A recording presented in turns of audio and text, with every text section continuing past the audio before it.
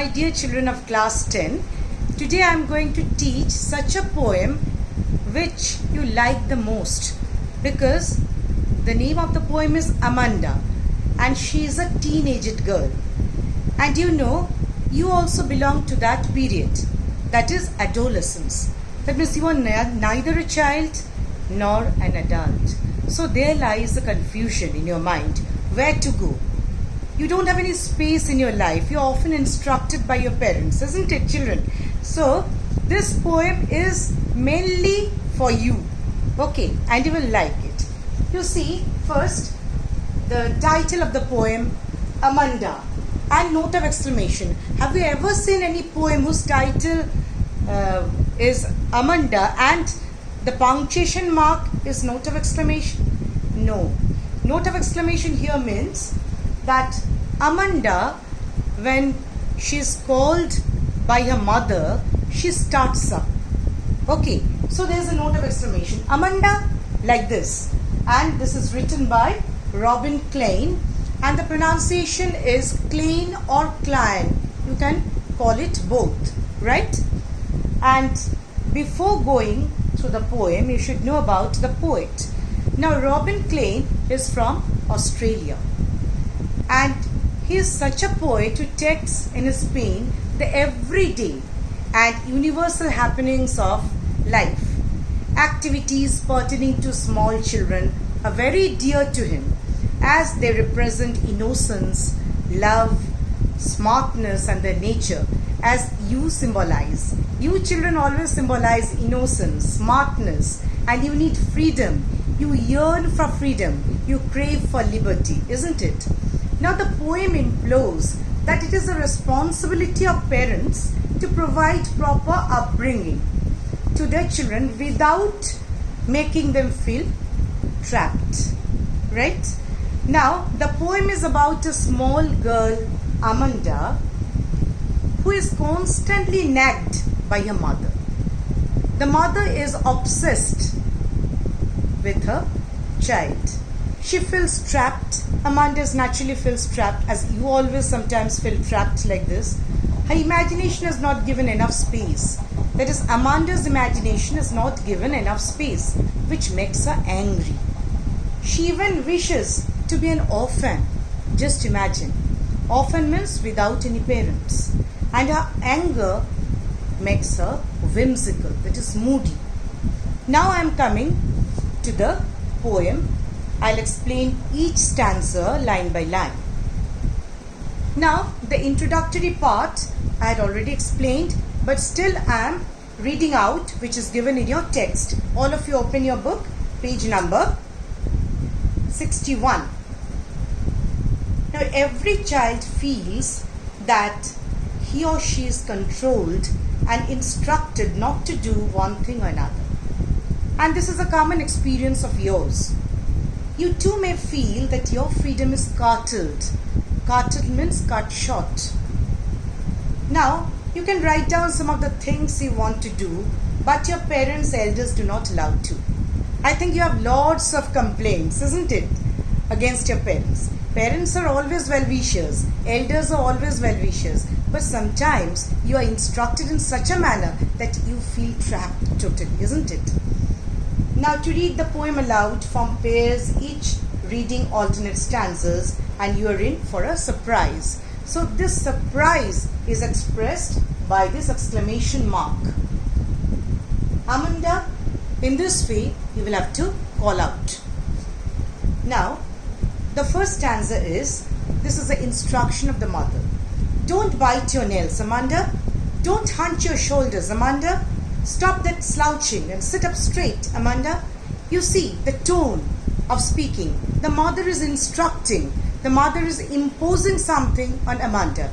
And Amanda is totally submitting before the wishes of the mother. But she doesn't like it at all, because she wants space, she wants liberty. She craves for freedom. Because always she is instructed, she is nagged by her authoritative mother, by her overprotective mother. Now, so instructions are given often. Don't bite your nails, Amanda. Don't hunch your shoulders, Amanda. Stop that slouching and sit up straight, Amanda. In this way, the mother is calling. So Amanda gets a start, gets a jolt. Now come to the next stanza. It is within a bracket. There is a languid emerald sea, where the sole inhabitant is me, a mermaid, drifting peacefully. In reality, you see, Amanda is unable to escape from the instructions of the mother. But in her imagination, she escapes. Now, you see in the second stanza, this is a dream. This is the original feeling of her aspiration. What is her aspiration? She wants space. She wants freedom. So, this is written in a bracket. There is a languid. You see, there is a languid from here. Then dot, and last is blissfully. Means joyfully. She wants to enjoy life. Okay. And you see the original expression, original imagination, the original cravings, original yearnings, or rather pining for the daughter is expressed in a bracket. So this is called interlude, a new word to you. Interlude. I-N-T-E-R-L-U-D-E. So what is interlude? Interlude is actually the original feeling of aspiration, a desire, of dream, which cannot be expressed barefacedly over the mother. Understood? This is an interlude. So Amanda wants to escape from the harsh reality of the instruction of the mother to the reality of an imagination where there is nobody to instruct, nobody to nag, nobody to show any sort of authority. So she wants space. She yearns for space. Now let's come to the next stanza. Did you finish your homework, Amanda? Did you tidy your room, Amanda? I thought I told you to clean your shoes, Amanda. You see, always there is an instruction. Always there is an authoritative tone, isn't it? Which is not liked, and it's quite natural of the children of the adolescence period. Okay, that means you also don't like always if you are scolded by your teachers, always if you are scolded by your elders, and if you are scolded by your parents. Where will you go? You should need liberty, you should need freedom, you should need some space on your own, isn't it? Because you cannot play with the children. If you go and play with the children and pamper the children, then your parents will scold, the elders will scold. But are you a child? If you involved in the talkings of the adult, then your parents will scold. Are you an adult? Go from here. Isn't it? This is the common experience you face. And now here also Amanda is facing the same thing. Did you finish your homework, Amanda? Just see the tone, note of interrogation. So, in this way, Amanda is constantly instructed and imposed upon. Again, you see an interlude in the fourth stanza. I'm an orphan roaming the street. I pattern soft dust with my hushed bare feet. The silence is golden, the freedom is sweet. So she craves for freedom. And this is also written within a bracket. You see your book? It's written in bracket. And this is the original expression, original feelings, original perception, original desire, original yearnings of a child like Amanda. And so this is an interlude. And I think you understood the meaning of interlude. Now come to the next stanza. Don't eat the chocolate, Amanda. Remember your acne. Acne means pimples. Amanda, will you please look at me when I'm speaking to you, Amanda? That means a mother always wants that Amanda should be very disciplined, very smart, perfect in all respect. But nobody is perfect. Everybody is unique in his or her own way, which mothers don't understand, isn't it? Because all children cannot come first in a class. Because academically, I mean to say, one is very good at singing, one is very good at dancing, one is very good at drawing, one is very good at reciting. In this way, one is unique in one's own way. But the mothers don't understand, the elders don't understand. Okay, now come to the last stanza, second last stanza. Again, Amanda wants to escape. I am Rapunzel, I have not a care. Life in a tower is tranquil and rare. I'll certainly never let down my bright hair. Again, this is an interlude. Then Miss Amanda wants to become Rapunzel. What is Rapunzel? A German fairy tale about a girl imprisoned in a tower who lets down her long hair for a rescuer to climb. And this only means seclusion. Amanda wants isolation, seclusion. Why? Because she wants to escape from the bondage of that home, domestic front rather. Okay, why? Because she is often instructed by her authoritative mother. Stop that sulking at once, Amanda.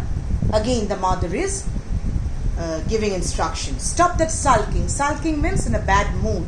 Because Amanda is always morose. Amanda is always depressed. Amanda is ill-tempered. So, she is saying, stop that sulking at once, Amanda. You are always so moody, Amanda. Anyone would think that I nagged at you, Amanda. Means mother understood that she is nagging, but still she is nagging. Nobody can escape. So here the poem imposes that yes, it's obviously the responsibility of the parents to provide proper upbringing. But there's a limit of everything, isn't it? Because children also need space. You also need liberty. You also need freedom. Like ours, if we often instruct you to do this and that, always if you are under bondage of do's and don'ts, then you can never do anything on your own. And you can never develop your personality, isn't it? Personality is developed when you are asked to do something on your own, from your own creativity, from your own imagination, from your own innovation. Right, children? Now, the chapter is explained. I think you all understood. Now I am coming to the poetic device.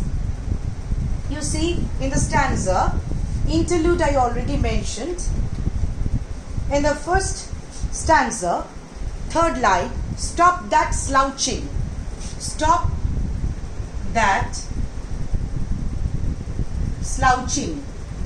Means, don't sit in a hunched up position, a drooping position. Yes, you see, S sound is repeated. So, this is alliteration.